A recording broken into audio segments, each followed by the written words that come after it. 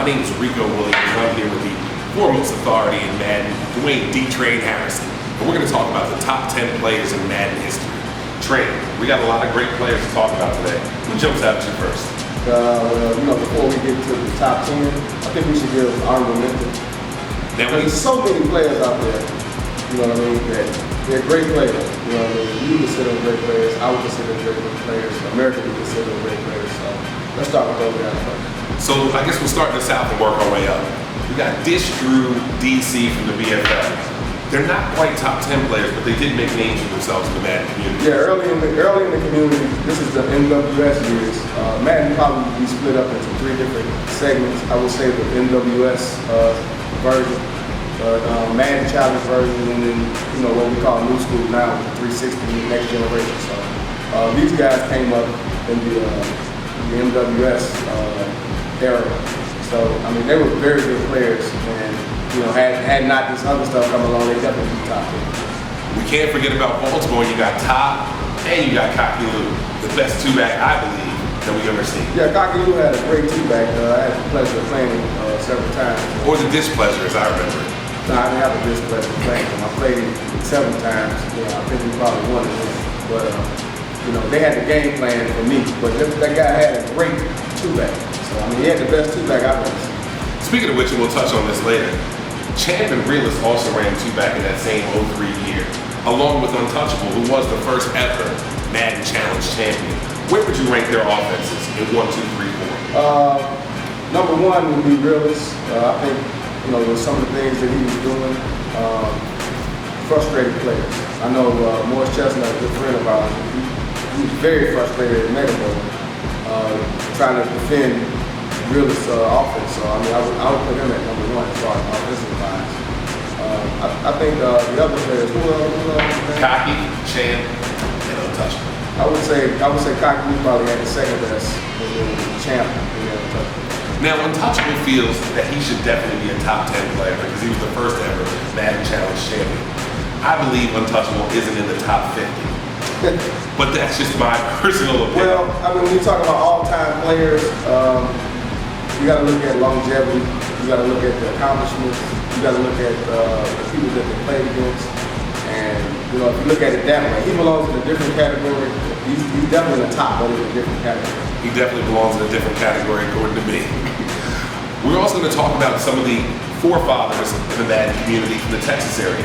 We have Wayne Walton, Mo Wash, and Booker T. Well, we also had Trapjaw. Don't forget him. Trapjaw was like maybe the godfather of that era. He came up in the NWS. He came up in the NWS area. Well, Trapjaw was the better player than most of them guys in that region. So that's the name that rings out. Mo Wash and Booker T and Candyman probably came up a little bit after. And they also gave birth to T-Roy, Sherm, and Pretty Boy. Exactly. That Texas bloodline, absolutely phenomenal. That's the great thing about Madden, you know what I mean? You can always trace history. It has roots. It has a family tree. So, that's the excellent thing about Madden. A lot of people may not know. Now, speaking of Madden Challenge winners who didn't crack the top 10, let's take a minute to talk about Jarvis and Dynasty. Where do you think the two of them rate in terms of the greats according to Madden? Well, I think Jarvis is right at the top. I mean, he has made plenty of accomplishments thanks to me. You picked up Jarvis, in the clothing store tournament. Onadachi Beyonce. Exactly, in DC. And, we homebred him. He just turned into such a great Madden player. You know what I mean? He's got numerous victories on every level. Underground, tournaments, you name it, he's won. So he's definitely a winner. He's beaten mostly everyone in the top 10. So he definitely belongs very close to the top. Now here's a question. When you talk about Jarvis, another name that automatically comes to mind is House Shoe because of the infamous 2006 split that never happened. Where do you think House Shoe ranks in this top 10? Well, actually, we know he's not in the top 10, but in this discussion.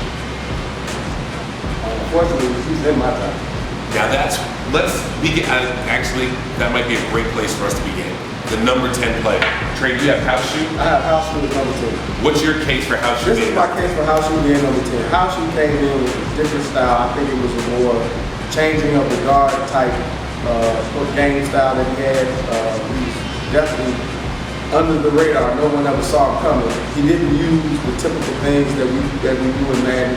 He had a totally different style of approach to Madden. I think his defense was superb during that time.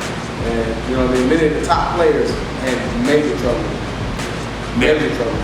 Now, when I think of the top 10, I like to think of it in terms of number 10 at his best could not beat number 9 at his best. Number 9 at their best could not beat number 8 at their best. At number 10, I had Big Game James. Do you think House Shoe at his best could ever beat Big Game? Yes. So where do you have Big Game on your list? I have Big Game at number 8. So how do you have Big Game ranked higher than House Shoe? But tell me House Shoe's the better player. Because of the longevity. I told you there's a couple of factors that go into that. Longevity plays a big game. So I have James at 10, you have him at 8. I don't have House Shoe at all. Right. We'll come back to address the overall number 10. Who do you have at number 9? Number 9, I got the West Coast champion, T-Funk. T-Funk's longevity in this tournament, in Madden, he's proven to be one of the better players. He's a great defensive player. Matter of fact, he's the best second half player that I've ever seen. And I will give you credit there. T-Funk put the entire West Coast on his back.